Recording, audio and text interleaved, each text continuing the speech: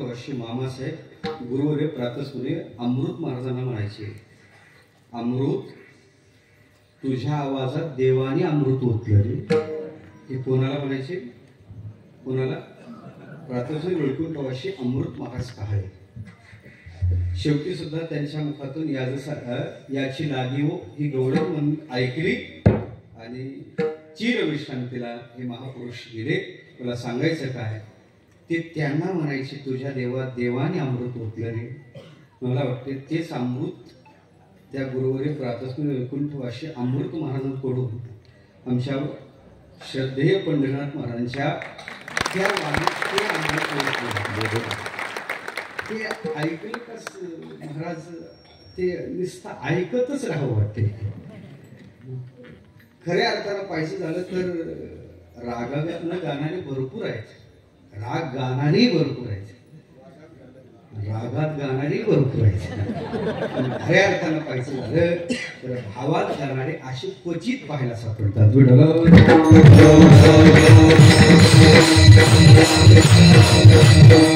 विषय सांगला का अतिरेक तुकोबाराच्या जीवनात संतांच्या साधन त्या नाव साधनेचा दिसते.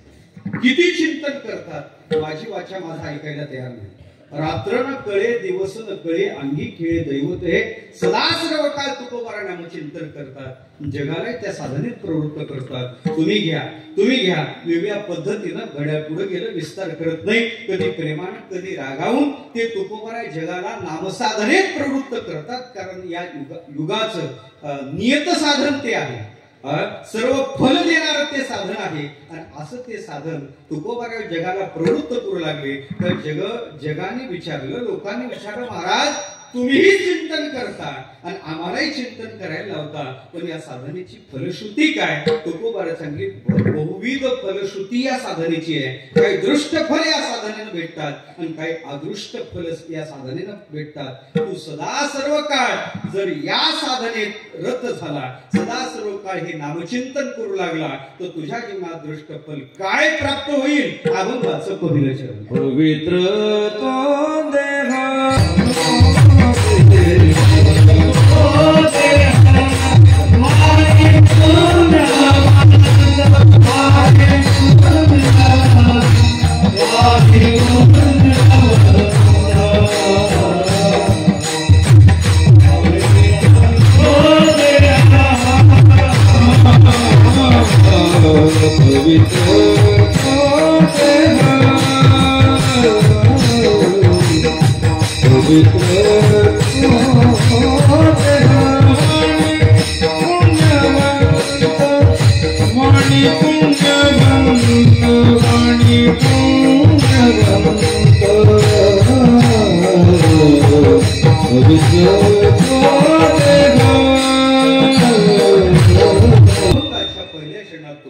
त्या नाम साधनेचे दृष्ट फल सांगतात.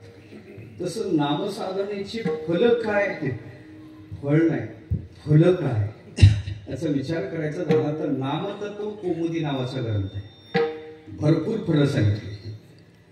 गुरु मामासाहेबांचे एक शिष्य होते बनसी महाराज कारवा, त्यांनी एक नामचिंत नावाचा ग्रंथ लिहिला. त्यांनी सप्रमाण सगळ्या फळाचं चिंतन त्यात मांडले. नामाने हे होते, नामाने ते होते, नामाने ते होते, नामाने ते होते. पुराणातली दाखले दिलेत, वेगळी उदाहरणं दिलीत आणि शेवटी खऱ्या अर्थानं पाहिजे संत सर्व संत वाङ्मयाचा धांडोळा त्यात त्यांनी घेतला. असा सर्वसमावेशक ग्रंथ त्यांनी तयार केला. त्यापैकी एक चिंतन, एक फल महाराज सांगतात, नामचिंतन जर तुम्ही केलं तर दृष्ट फल काय? म्हणजे तुमचा देह पवित्र होतो. ज्या देहाच्या बाबतीत पावित्र्याची सुतराम शक्यता नाही.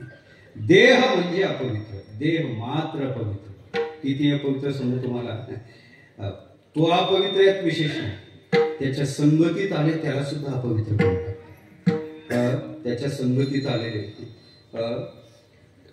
एक गुरुजीने एका शिष्याला सांगलं, म्हणजे जा बाळा, या जगात सगळ्यात अपवित्र पदार्थ घेऊन. शिष्य बाहेर पडला, त्याला एक एक अपवित्र पदार्थ दिसू लागले. सगळ्यात शेवटी त्याला माणसाची विष्ठा अपवित्र वाटली. त्या विष्ठेला तो स्पर्श करून उचलणार तेवढ्यात त्या विष्ठेला वाचा फुटली. ती विष्ठा समोर अमंगळा, माझ्यापासून दूर हो. का? म्हणजे तू अपवित्र आहे. ऐकत आहे तुम्ही कोण बोलत आहे? ती विष्ठा म्हणते तू अपवित्र आहे, माझ्यापासून दूर हो. त्याला हसू आला. ते म्हणे तू अपवित्र का मी अपवित्र? अगं लोक बहिर्दिशेला गेल्यानंतर हातपाय धुतल्याशिवाय आत येत नाही, तू मला अपवित्र म्हणते? म्हणे मूर्खा, तुला माहिती आहे मी कोण होते? काल रात्री रसगुल्ला मीच होते ना, आणि खाल्ला म्हणून सांगितलं. ज्याला आवडते ते घ्या ना.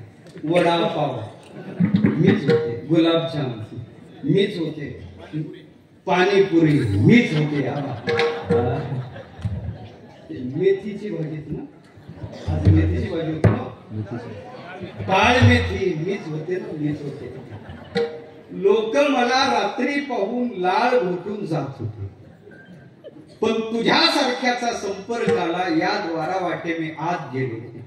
फक्त 3 तास आत मुक्काम केला. किती? 3 तास मुक्काम केला. रात्री जे मला पाहून लाळ घोटत होते ते सकाळी मला पाहिल्यानंतर थुंकून जाऊ लागले. मी जर आज तशीच राहिली असते त्या कपाटात, फ्रीज मध्ये, तर आजही लोकांनी माझ्याकडे पाहून लाळ घोटली असते. पण तुझ्यासारख्या शरीराचा संपर्क झाला आणि हा परिणाम मला भोगावा लागला. खरं सांग, तू अपवित्र का मी अपवित्र? ते ज्ञानोबारे बोलतात, नाना सुद्रव्य गोमटी शरीरे झाली या पैकी, गुणी ठाकती किरटी मळूची जे. किती जरी सुद्रव्य यात टाकले तरी त्याला तो अपवित्र करतो, इतका देह पवित्र. किती पवित्र आहे? आमचे तुकोबा म्हणतात, शरीर म्हणजे दुःखाचं कोठर आहे, शरीर म्हणजे रोगाचं भंडार आहे, शरीर म्हणजे दुर्गंधीच्या आश्रयाचं स्थान आहे. आणि या जगतात शरीरासारखी अपवित्र शरीर दुःखाचे कोठर. दर्शनाला विचारलं तरी देह अपवित्र आहे असं त्यांनी चिंतन मांडलं. 1, 2 नाही 6 पुरावे दिले. गड्या आपल्याकडे मर्यादित आहे, विस्तार करत नाही. स्थानात, विजात, उपष्टंबात, निस्यंदात, निधनादपि कायम अधेय शौचत्वात पंडितः अशुचिं विदुर. पंडित लोक देहाला अपवित्र म्हणतात का? त्याचं कारण सांगलं. पहिलं स्थान, ज्या स्थानातून देहाचा प्रादुर्भाव झाला ते स्थान अपवित्र आहे. कुठून आला देह? आईच्या उदरातून आला. तिथं काही एअर कंडिशन नाही. विष्ठा, लेप, चोहीकडे, नाके, तोंडी, कुर्मी किडी हे आपल्याला सगळ्याला माहित आहे. म्हणून तुकोबा म्हणतात, देवा त्या गर्भातल्या तुला काय सांगू, मी स्वतः भोगल्यात मांस मळमूत्र जाणार, तुझं क्षणोक्षणात यात असे. मला सांगायचं काय? अपवित्र स्थानातून देहाचा प्रादुर्भाव आहे, देह अपवित्र आहे. दुसरं कारण दिलं, ज्या बीजापासून देह बनला ते बीज अपवित्र आहे. कोणतं बीज आहे? आई वडिलांनी सेवन केलेलं अन्न, त्या अन्नाचा विकार हा देह आहे. पंचदशी चिंतन येऊन जाते. पितृभुक्तान न जायात वीर्यात, जातोन्य नैव वर्धते. आई वडिलांनी सेवन केलं, पितृभुक्तान न जायात वीर्यात, आई वडिलांनी सेवन केलेल्या अन्नाचा विकार हा देह आहे. आणि विकार रूप पदार्थाच्या ठिकाणी पावित्र्याची सुतराम शक्यता राहत नाही, म्हणून देह अपवित्र आहे. दुसरं कारण दिलं बीज. तिसरं कारण दिलं उपष्टंभक. देहाला धारण करणारे सगळे पदार्थ अपवित्र आहे. कशाने देहाला धारण केलं?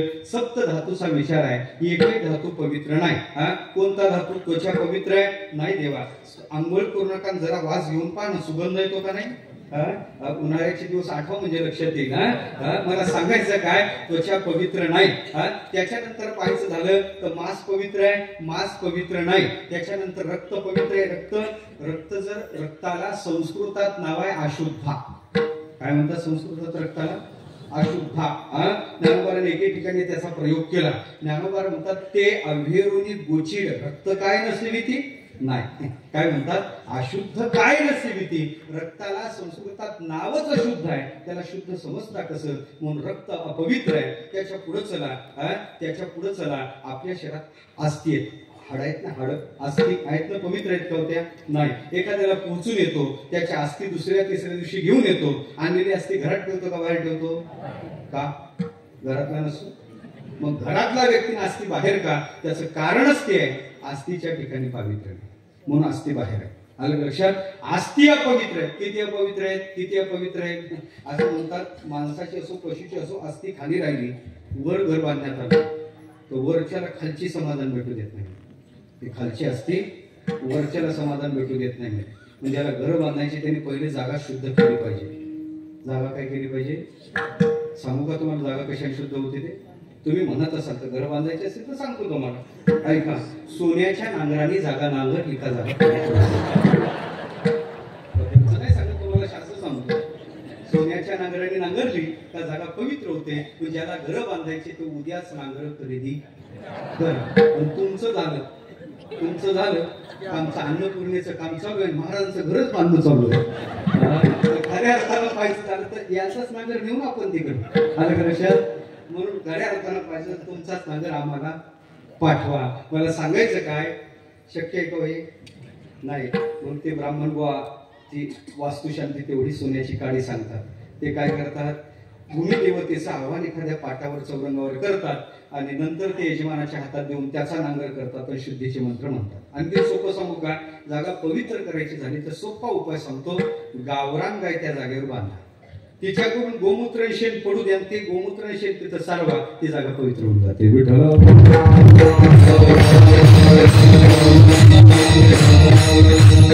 माझा विषय चालला आस्ती अपवित्र आहे. स्थानात, बीजात, उपष्टंभात, निस्यंदात देहातून बाहेर येणारा कोणता पदार्थ पवित्र आहे?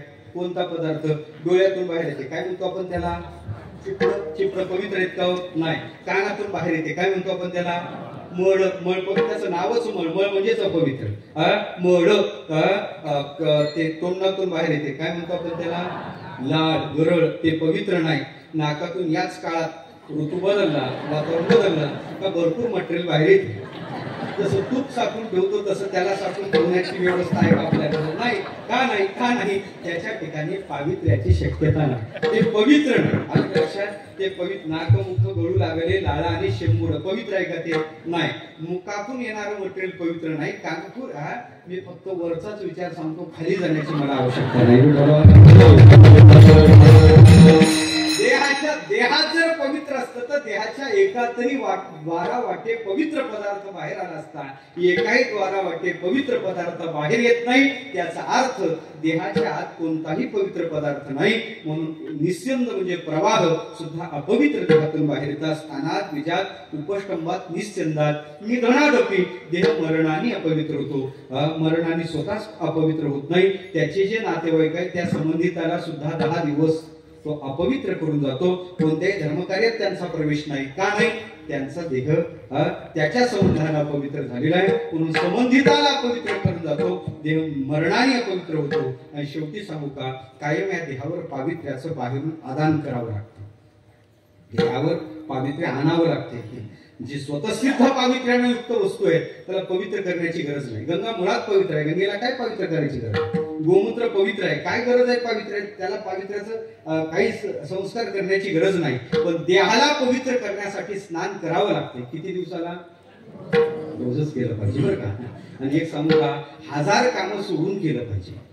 किती कामं?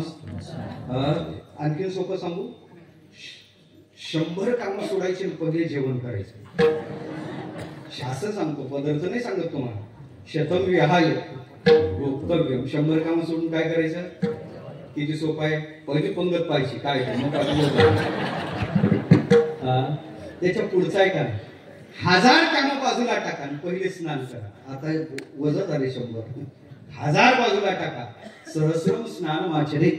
1000 कामं बाजूला टाका, पहिले काय करा? स्नान करा. त्याच्या पुढे सांगू, 1,00,000 कामं बाजूला टाका, पहिली सप्ताची वर्गणी द्या. मला कार्यक्रम कोणी सांगितलं नाही, ओघा आलं सांगतो विषय आहे. म्हणून लक्ष्यम विहाय दातव्यम. 1,00,000 कामं बाजूला टाकून पहिले दान द्या.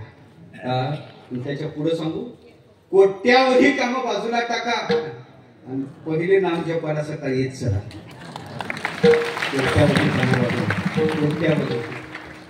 कोट्यावधी कामं बाजूला टाका. हरिपाठ चिंतनाला येत चला, कीर्तनाला येत चला, प्रवचनाला येत चला. कोटीम त्यक्त्वा हरिम भजेत. कोट्यावधी कामं बाजूला टाका, पहिले चिंतन करा. माझा विषय चालला का देहावर पावित्र्याचं आदान करावं लागते. का? याच्या ठिकाणी पावित्र्य नाही. स्नान पावित्र्यासाठी, गंधलेपन पावित्र्यासाठी, हे पावित्र्याचं आदान करावं लागते. का? याच्याकडे नाही. माझ्याकडे रगड पैसे पडले म्हणतो का 10 रुपये द्या म्हणून? नाही. तसं देहात जर पावित्र्य असतं तर बाहेरून घेण्याची गरज काय बसली? म्हणून देह अपवित्र आहे. पण देह अपवित्र हा जर नियम आहे तर तुम्ही कसं म्हणता नामधारकाला प्राप्त होणारं चिंतन पवित्र तुम्ही म्हणून महाराज म्हणे नियम असला तरी नियमाला अपवाद असतो ना बाबा. कोणताही नियम घ्या त्याला अपवाद आहे. अपवादाशिवाय नियमच नाही. मग अपवाद नियमाची हानी नाही. अपवाद स्वतःला वेगळं करतो, नियमाला बळकटी आणतो. नियम आहेत ना त्या भौतिक शास्त्राचे नियम आहेत. ऊर्जेच्या बाबतीत नियम आहे. ऊर्जा निर्माण केल्या जात नाही, ऊर्जेचा नाश केला जात नाही, ऊर्जा रूपांतरित केल्या जाते. त्याला म्हणतात ऊर्जा अक्षयता. त्यालाच conservation of energy. Energy is neither be created. निर्माण केल्या जात नाही, त्याचा नाशही होत नाही, ती रूपांतरित होते. आणि या जगतातली ऊर्जा अक्षय आहे. ऊर्जेच्या बाबतीत जसा नियम आहे तसा मेटलच्या धातूच्या बाबतीत सुद्धा एक भौतिक शास्त्राचा नियम आहे. कोणता या जगतातला सगळे धातू घन असतात. धातूच्या ठिकाणी घनत्व असते. धातू मात्र घनत्व हा नियम आहे. धातू घनरूपात उपलब्ध होते हा नियम आहे. पण त्याला एक धातू अपवाद आहे. कोणता? त्याचं नाव पारा. पारा हा धातू आहे, पण पारा कधीच घनावस्थेत उपलब्ध होत नाही, तो नेहमी द्रवावस्थेत असतो. धातू मात्र घनतेला पारा अपवाद आहे, तसं देह मात्र अपवित्र्याला त्या नामधारक साधूचा देह अपवाद आहे. महाराज अपवाद नियमाची हानी करते का? नाही बाबा. अपवाद स्वतःला वेगळं करतो, नियमाला बळकटी आणतो. दुसरीकडे जाऊच नका, अभंगातच पहा. तुकोबार म्हणतात पवित्र तो देह. पवित्र तो देह कोणाचा? जो वरी अच्युत सर्व काय. म्हणजे तो देह पवित्र म्हणजे आमचा कसा? हा देह कसा?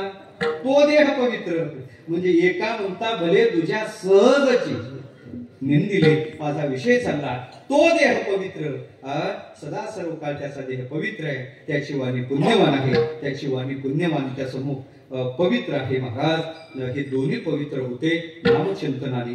काय म्हणतील का हो देह पवित्र सांगल्यावर तोंड पवित्र सांगण्याची गरज काय भासली? वाणी पुण्यवान सांगण्याची गरज काय भासली? देहात वाणी येत नाही का? त्याचं उत्तर आहे देहात वाणी येतच नाही. हे रात्री सांगू का नको मला? तुम्ही जरा साशंक आहे. पण लक्षात वाणी येतच नाही. वाणी कर्मेंद्रिय. वाणी काय? कर्मेंद्रिय. वाक पाणी पाद पाळुपस आदिदानानी जन्मिरे एक कर्मेंद्रिय आहे. श्रोतत्व गक्षीरसन घ्राणाख्यम उपजायते हे ज्ञानेंद्रिय आहे.